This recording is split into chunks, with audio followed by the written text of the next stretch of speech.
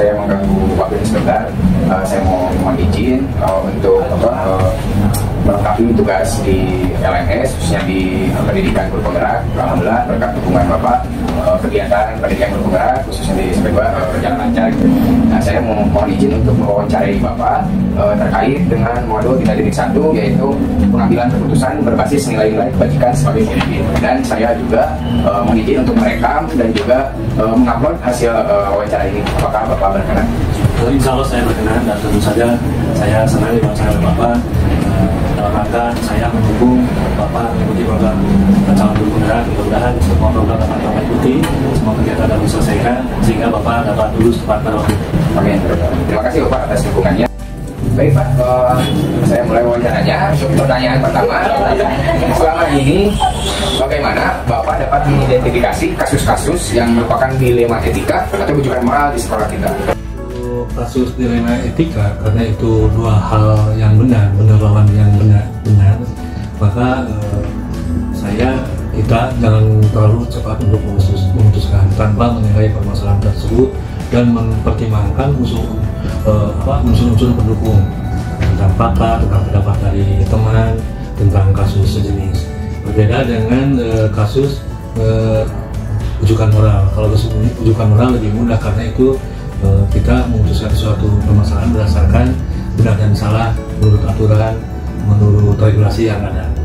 Yang kedua, selama ini bagaimana Bapak menjalankan pengambilan keputusan di sekolah kita, terutama untuk kasus-kasus di mana ada dua kepentingan yang sama-sama benar atau sama-sama mengandung nilai kebajikan.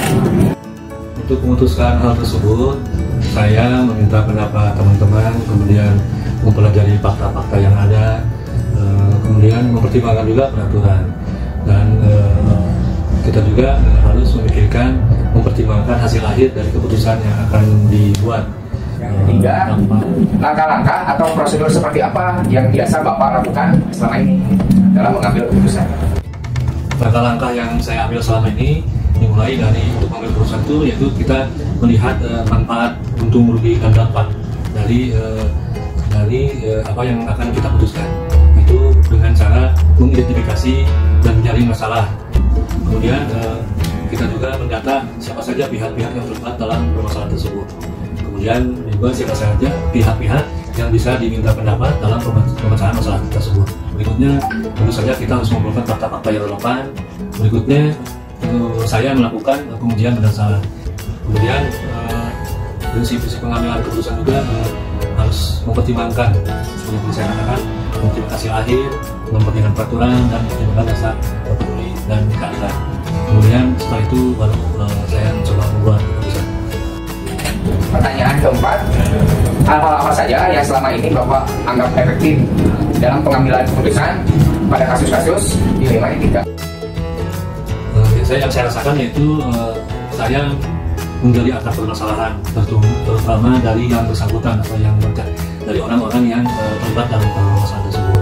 Yang kelima, hal apa saja yang selama ini merupakan tantangan dalam pengambilan keputusan pada kasus-kasus dilema etika?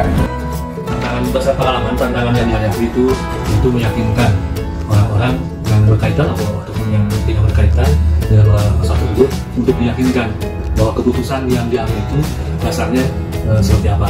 Pertanyaan keenam, apakah Bapak memiliki sebuah tata cara atau jadwal tertentu dalam penyelesaian kasus dilema etika? Apakah Bapak langsung menyelesaikan di tempat atau memiliki sebuah jadwal untuk menyelesaikan? Dan bentuk atau prosedur seperti apa yang Bapak lakukan?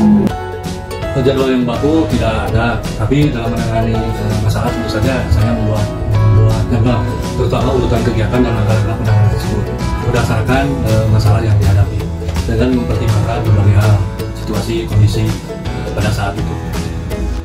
Kemudian pertanyaan 7, adakah seseorang atau faktor apa yang selama ini mempermudah atau membantu Bapak dalam pengambilan keputusan dalam kasus-kasus dilema etika? Faktor-faktor yang mempermudah buat keputusan dalam masalah dilema etika, yaitu diantaranya kalau pihak-pihak yang berkaitan dengan masalah tersebut atau pihak-pihak yang ingin diminta pendapat itu dapat diajak komunikasi dengan mudah. Yang terakhir Pak, yang ke-8, dari semua hal yang telah disampaikan, pembelajaran apa yang dapat Bapak petik dari pengalaman Bapak mengambil keputusan dilema etika?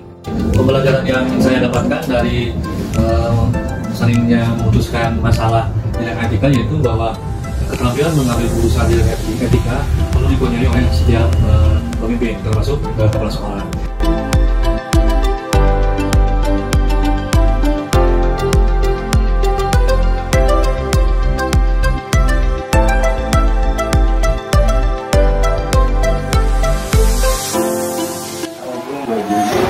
Apa kabarnya? Alhamdulillah baik. Alhamdulillah.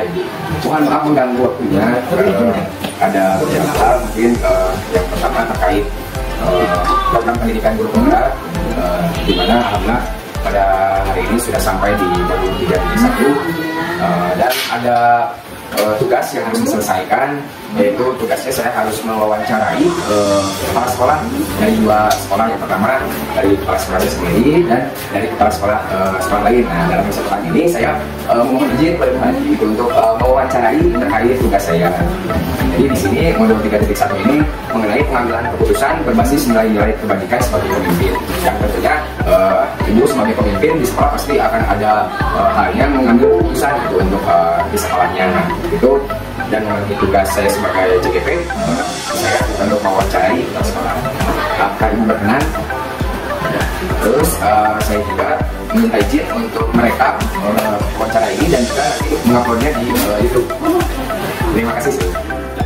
Yang pertama, selama ini bagaimana ibu dapat mengidentifikasi kasus-kasus yang merupakan dilema etika atau rujukan moral? Mengidentifikasi dilema etika moral, yaitu di mana kita harus paham dulu situasi yang terjadi ketika seseorang harus memilih antara dua pilihan, di mana dua pilihan secara moral benar tetapi bertentangan.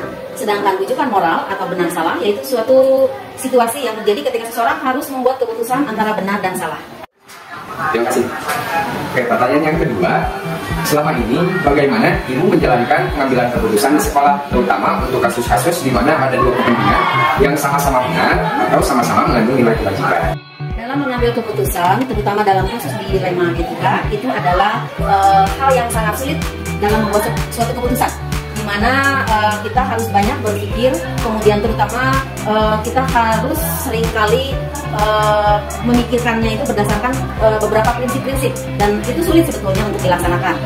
Ya, terima kasih. Ya, lurus sekali jawabannya. Oke, yang ketiga, langkah-langkah atau prosedur seperti apa yang biasa ibu lakukan selama ini di sekolah? Langkah-langkah dalam pengambilan keputusan di situasi dilema etika ada beberapa langkah. Yang pertama, mengenali bahwa ada nilai-nilai yang saling bertentangan dalam situasi dilema etika ini. Kedua, menentukan siapa yang terlibat dalam situasi ini. Ketiga, mengumpulkan fakta-fakta yang relevan dengan situasi saat itu. Empat, pengujian benar atau salah.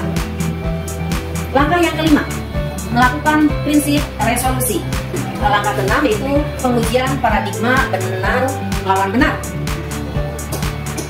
Apa yang terpenting dalam mengidentifikasi paradigma ini bukan hanya mengelompokkan permasalahan, namun membawa penajaman pada fokus kenyataan bahwa situasi ini betul-betul mempertentangkan antara dua nilai-nilai inti kebijakan yang sama-sama penting.